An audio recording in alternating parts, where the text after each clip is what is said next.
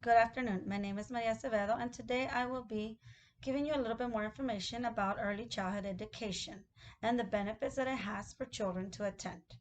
After doing some thorough research, I found out that back in 1925, the first early childhood education school was built. With that said, and that back in 1925, there was 20% of children attending. There are many benefits in the early childhood education field that benefit the children and prepare them for being well in school. It helps them develop social skills, eye-hand coordination, hands-on activities, self-help skills, problem solving, and communication skills. With this being said, it also helps them engage well with other children and adults, which with time it benefits them by having better performance in grade school. Social skills will help them in the classroom setting by communicating with other peers, using their vocabulary, being introduced to bigger words that are not being introduced at home. Eye-hand coordination comes in place when we do activities that involve eye-hand coordination, which is like, for example, cutting with scissors.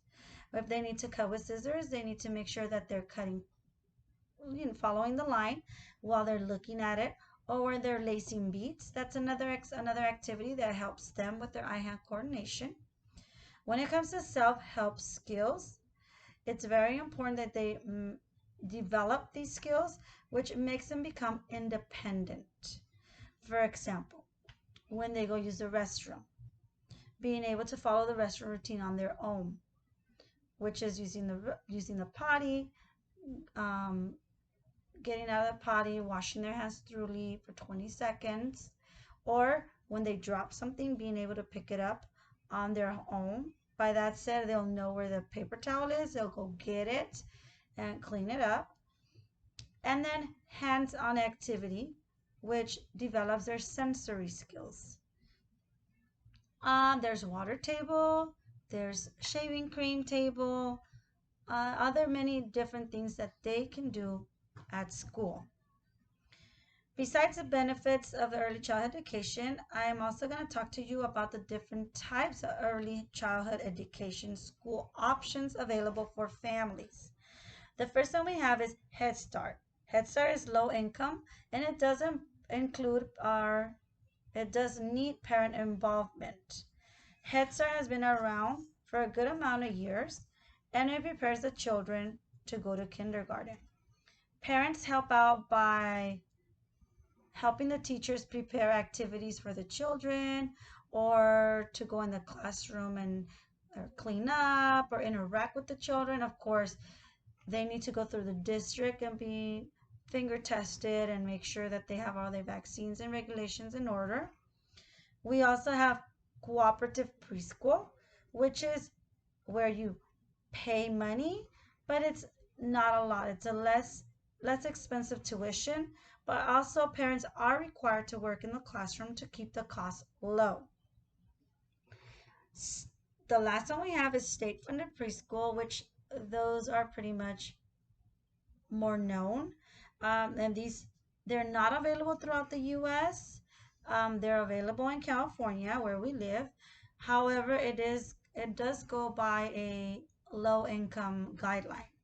So families with poverty levels are the ones that get first priority. Children in the foster field, they're also placed first. And so, and state-funded preschools are part of the public education system. We also prepare them for kindergarten. We make sure, um, that they have what they need in order to be successful in a bigger classroom setting. After explaining and talking to you a little bit about the different types of early childhood education school options, I'm going to go into the types of curriculum in the early childhood education. There are many different types of curriculums out there, so I'm only going to touch bases with some. The first one that I'm going to talk to you about, which maybe you're familiar with, is the Montessori approach. In this setting, children are allowed choices and opportunities to pursue their own interest. It's designed to foster cognitive growth rather than social or emotional. So, what this means is that they focus more in the cognitive development, which is problem solving and anything that has to be involved with cognitive wise. After Montessori, we have another one that is also well known, and it's called Reggio Emilia. The Reggio Emilia approach is the development is resulting from the child's active involvement with the physical and social worlds, and from repeated experiences that provides the children opportunities for reflecting, which means they're more of a verbal, interacting, and then physical, outdoors, moving, um, repetitive, very important that the children have the opportunity to repeat and reflect on what they have done, reflect on their experiences, either if it's a good or it's a bad. Very important that they're able to reflect. That makes them, again, they're not so much focusing on cognitive, but also makes them think of their action or what needs to happen next. Another curriculum that we have is high scope, and this is a hands-on experience, and it focuses on academics, and it's based on the child development research. We have the last but not least, creative curriculum. Creative curriculum consists of hands-on experiences and well-organized classrooms with consistent daily routines. So a structure. This is a structured classroom where, for example, you go in, the teacher greets the child, greets the parent, the child moves freely in the classroom, interacts with the students, with the other peers.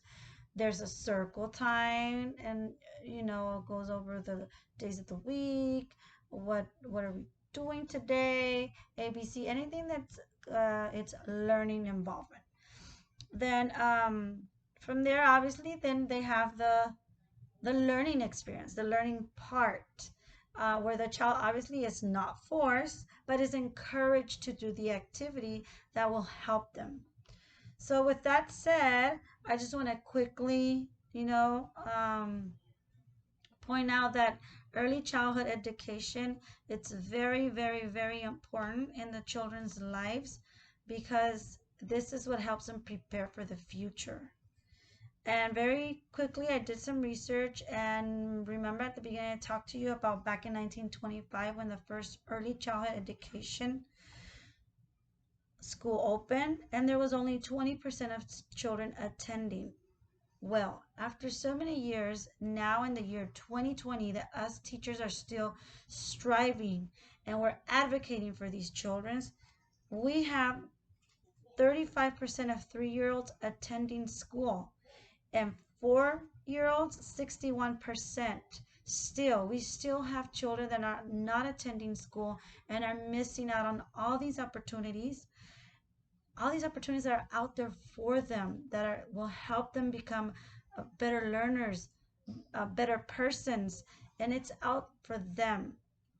So remember, it's never too late. Always think about early child education, advocating for these children. These are our future.